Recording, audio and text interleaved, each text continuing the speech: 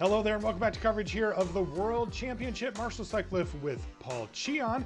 And we've got the last round of draft coming up here, Paul. This is huge. The players who can emerge with a 3-0 record from the draft portion will have a big advantage going into the tournament. Yeah, definitely. And you know what's really nice? Gotta give props to the folks who graded some of these decks, because we have the rank A deck going up against the rank A minus for 3-0 here. Yeah, whoever did that is extremely smart and very smart looking as well. Take a look at Eli Kassis, who finds himself at 2-0 in the finals of his pod. He's got blue-black in the hands of Sam Pardee. It is black-white also at 2-0. One of these players will emerge from this match with that clean 3-0 victory in the pod, and we're going to find out who it is right now. Tough opening hand here on the bottom part of your screen. Much better. There we go. Eli Kassis with the one-lander says that's not going to do it, but this one's good. Is Curious Sam to see what he ends up putting back here as well. I was looking at Sam's head, which was a pretty clear mulligan, but he was thinking about it for a bit. He had a similar situation with the one land there. Sam is he's willing to take risks sometimes. Sometimes he does some pretty high-risk plays, but it looks like he's going to take the low road here and go ahead and mulligan. That means that both players are going to be on 6 to open this matchup, so it's all even. Yeah. Not a great hand here for Kassis, but he'll be happy that he has action. He's got the lands to cast his spells. He's got a removal spell and 2 creatures. And look at that, even a 2-drop to kind of get things rolling.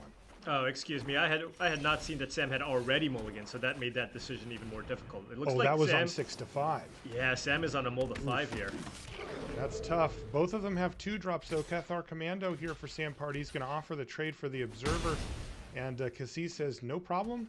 I'll take you up on that offer. Shady Traveler's the follow-up play here for Pardee, as the turns are happening very quickly here. Arrogant Outlaw now for Eli Kassis, so 2-3 versus 3-2, but there is more menace on the side of Shady Traveler. Let's it gets in for 2 as Vampire Interloper and Gavany Trapper falls up. It's hard to ask for much more from Sam Pardee on a mold of 5 here.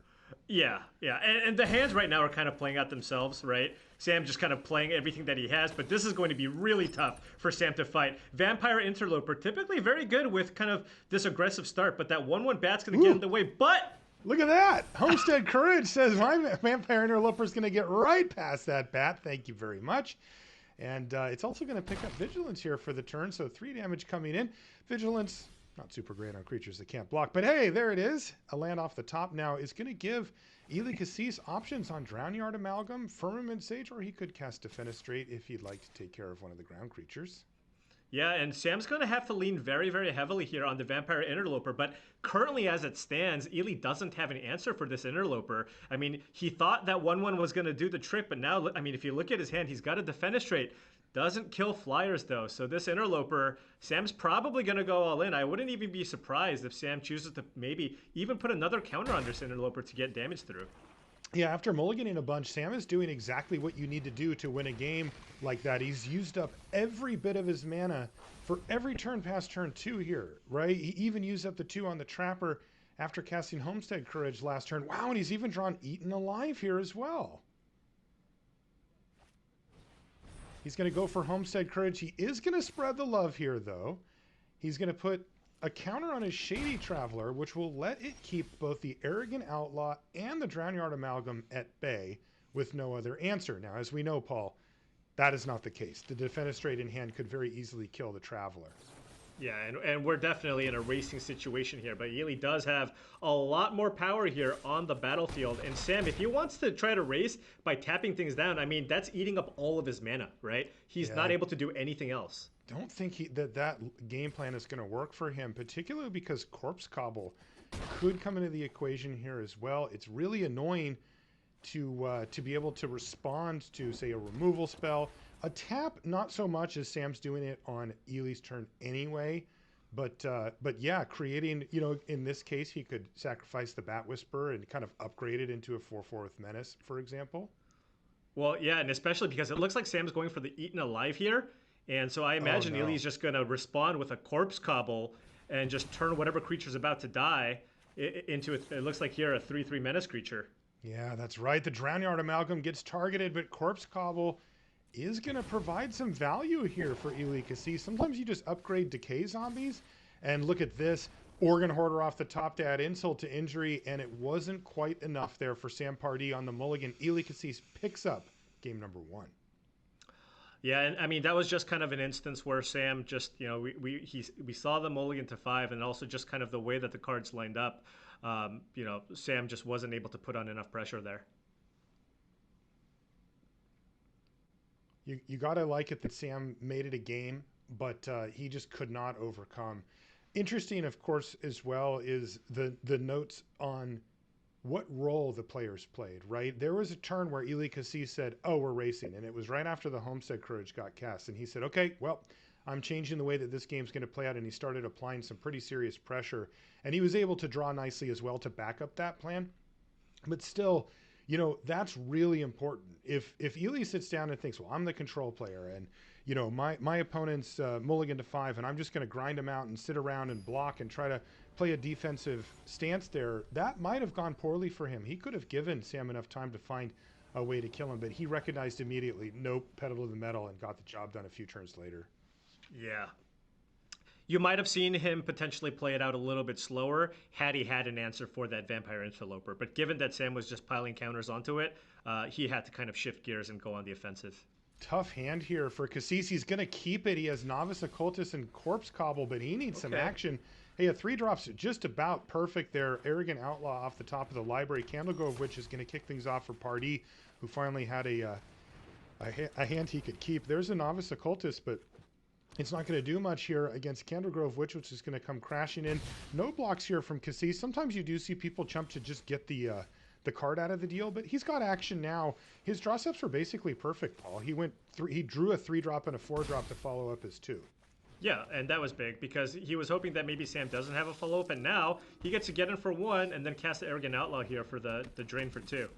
That's right. That little bonus really matters, especially if this one ends up becoming a race like it did before. But the turn 4 Gavany Silversmith, after that Cathar Commando came in on end step, means that now Pardee has 7 power that he could attack with right now, at least 3 of it in the air with the Candlegrove Witch, which is what he opts for.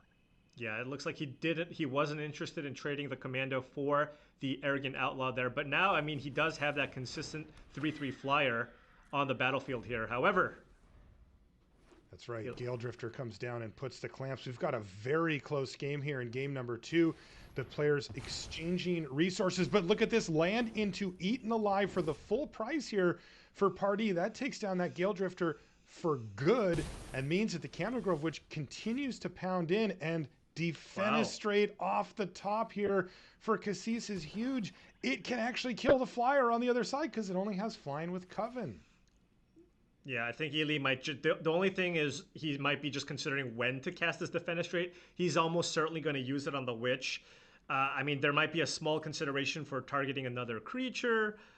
Right, because one of the things that we do see is that you can take people off of Coven. Right, exactly. But with the Unruly Mob here on the stack, I can't imagine Eli's not going to go for Defenestrate here. You don't want to give that Unruly Mob an extra counter if you can't help it. That's right. Yeah, that would tip the scales. It was a close call for Kassis either way, and he decides, yeah, we're good here. Let's just go ahead and kill this Witch. But that means that Sam Pardee is going to get aggressive. With the Unruly Mob sitting back now, trades look a lot better for Sam. I wonder if Eli is considering sacking both of his creatures, or I guess even just the Outlaw to make a 3/3 to get in front of the Gavany Silversmith here. Oh, that's interesting. Yeah, and you know, he has to consider the Occultist as well, because he wouldn't mind getting a card. He's out of action at this point. That's true. He's just got 2 islands, and he is going to sacrifice all of them. He finds no way out, which is going to get a card. It'll nab the Baneblade Scoundrel. Right. But in the meantime, he does get to eat up the Silversmith, but he does take 4 damage as well. So down to 9 he goes as the Shady Traveler hits the battlefield. And wow, he finds himself in a position like he did last round where he's going to have 2 creatures of his 3 that can't block. Yeah, and this is a much tougher situation to race with. Sam still just has a nice attack here. Eli just kind of is put to the test here. Does he want to trade this 4-4 for this 4-2? If anything, we might even see Eli use this corpse cobble here, sacrifice the 2-2 that's in play, and potentially even the interloper to make a 4-4 to jump in front of that unruly mob that's in play. Yeah, if he doesn't find something better, we're going to see that play for sure here, Paul, because he needs to. And look at that. That was nighttime coming into play as well. And Stalking Predator is now a 4-4 with Menace. And this is going to be a real problem because Eli can only make one creature that can block here. That's all he can do. So he's under immense pressure. And look at this by Sam Pardee. He reads it. He says, look, Corpse Cobble's a blowout with the Unruly Mob. I'm just going to hit you with the Predator, and you can't do anything about it. And there's a Blood Tithe Collector that he found off the top as well. Things looking really good for Sam here in game number 2.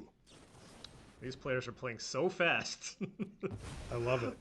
I absolutely love it when players play like this. Oh, he really needed a removal spell there did Kassis, and instead he finds a land off the top, and Sam Pardee's bopping his head over there because he knows that that's game number 2 going to him. He says, that's a little more like it. Just give me 7 cards and I'll find a way to win. Yeah. Sam definitely wants to kind of be the proactive player in this matchup.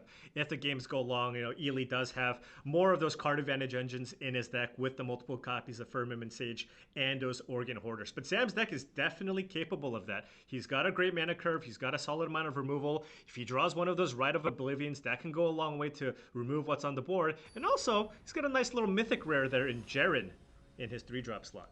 Not too bad. Yeah, Jaren hasn't quite shown up yet for us, but if he does, he could have a big impact on the game as well. Wow, another tough one here for Kassis. Obviously a bunch of good cards, but that's easy when you only have one land. And now he's got Flip the Switch, Drownyard Amalgam as the keep with a bunch of lands. What does the hand look like for Pardee? No black mana just yet? Oh, nope. Spoke too soon. There it is. Nope. He gave the thumbs up. He gave the thumbs up. He knows that this is a hand that can easily take him to that 3-0 victory and start his World Championship bid off in great fashion, because now he's got the 1, 2, 3 punch, and that is very tough to beat. And I just want to point out the super heads-up play there by Sam Pardee. They are aware of each other's deck list, main phasing the Cathar Commando. It has Flash, but realizing that Eli has flipped the switch in his deck. 2 copies, in fact, and playing around it and just main phasing that Commando in turn 3. Wow, really great stuff. Here comes the Commando yet again. Now, is Sam committed?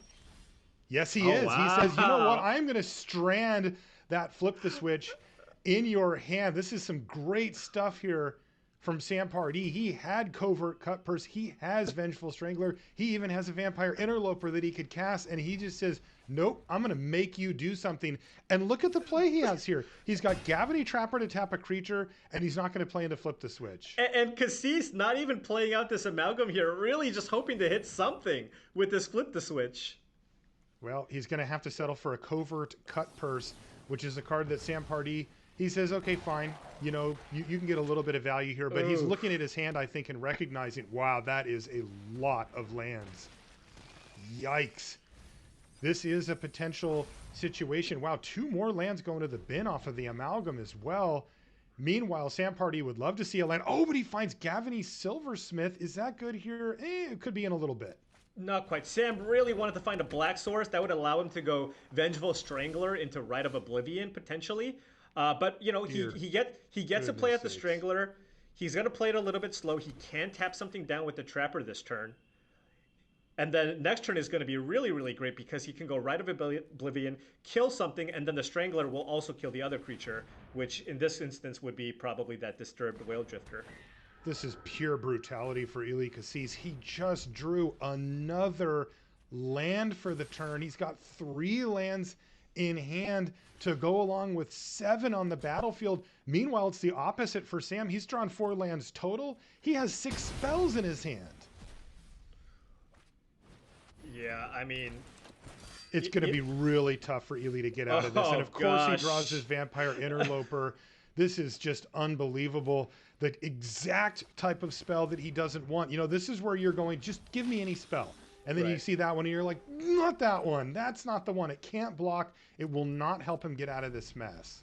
Yeah, yeah. Ely does have a couple of filler cards, and that is a card you would consider filler in kind of a more controlling blue-black deck. But keep in mind, this is a really high-quality draft. You're not going to get those ideal draft decks every single time. Everybody's going to have a couple of filler cards in their deck, and Ely just happened to draw the exact wrong card in this instance. Sam Pardee cruising to victory here. He sacrifices his Vengeful Strangler. That's the best card in the library there for Kassis. He finds Organ Hoarder. Hope. Okay, and now you can get Bat Whisperer online? You can get Bat Whisperer because you can attack with the Interloper this turn. I imagine he's going to take that. Hey, that's a lot of board presence off of one draw step if he can get it. Pardee still has a lot of ammo left, but still, this is exactly what needs to happen if Kassis is going to come back. And look at this, he even gets to put a free Corpse Cobble into their graveyard, which could also potentially be relevant later. Yeah, he could upgrade the zombie to become an actual blocker at some point.